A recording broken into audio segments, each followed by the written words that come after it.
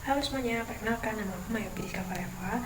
Aku dari kelas 10.1 dan aku sekolah di SMA Lentera Harapan Wai Penghubungan di Lampung Tengah.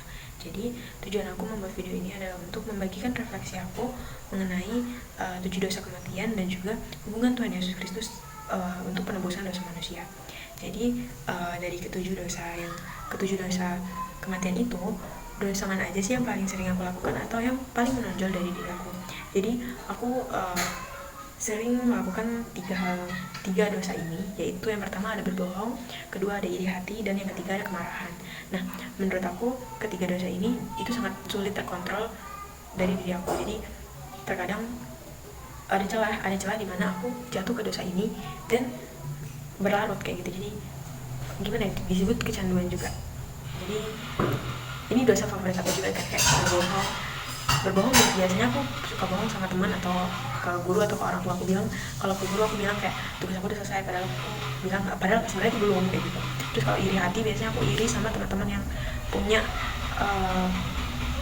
potensi yang lebih gitu daripada aku. Jadi aku merasa iri, kenapa aku nggak bisa kayak dia kayak gitu. Terus kemarahan, karena aku kurang bisa mengontrol emosi aku, jadi aku kadang suka bete dan marah-marah gitu.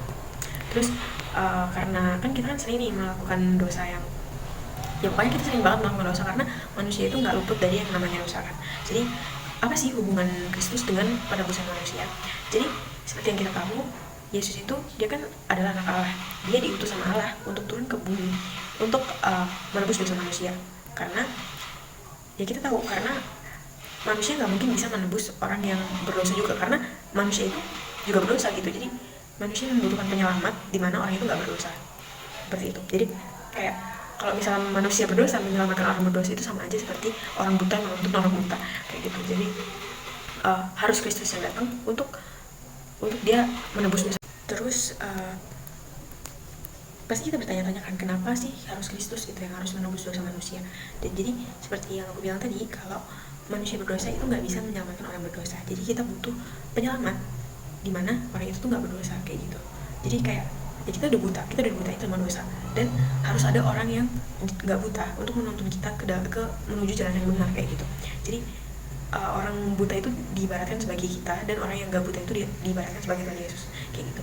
Jadi begitu besar kasih Allah sampai dia tuh rela mengutus anaknya yang tunggal untuk masuk ke bumi dan bercampur sama manusia-manusia berdosa. Kayak diibaratkan kita tuh seperti sampah lah, dan ada orang yang bersih yang datang ke tempat sampah itu. Jadi ya kita bisa membayangkan gimana sih besar kasih Tuhan untuk kita sampai dia tuh rela gitu bergabung sama manusia-manusia berdosa kayak kita gini.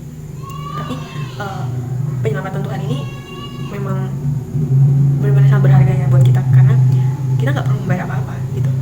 Kita kayak nggak perlu, Tuhan nggak nyuruh kita bayar 5.000 per menit, per jam 1 juta gitu kan, enggak. Jadi gratis, Tuhan kasih ini kita gratis. Terus kita harus menunjukkan rasa terima kasih kita itu dengan cara ya kita beribadah yang benar, kita bisa mendekatkan diri kepada Tuhan, karena kasih Tuhan itu besar.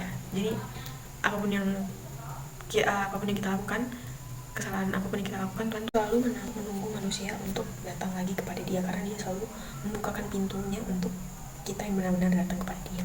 Jadi dari seluruh refleksi ini, aku tuh sebenarnya memiliki pegangan ayat Alkitab itu untuk penguat aku, kayak karena aku merasa aku memiliki masalah gitu. Tuhan kasih aku masalah untuk Tuhan melihat gimana sih cara aku menghadapi masalah ini, apakah aku menjauh dari Tuhan ataukah aku mendekat sama Tuhan kayak gitu. Jadi ayat pegangan aku tuh dari Roma 12 ayat 12 yang isinya bersukacitalah dalam pengharapan, sabarlah dalam kesabaran, dan bertekunlah dalam doa. Jadi ayat ini mengingatkan aku untuk terus bertekun dalam doa walaupun di dalam kesusahan, kesenangan, atau kesedihan. Sekian refleksi yang dapat aku sampaikan, kiranya indah memberkati kita semua. Terima kasih, Tuhan Yesus memberkati.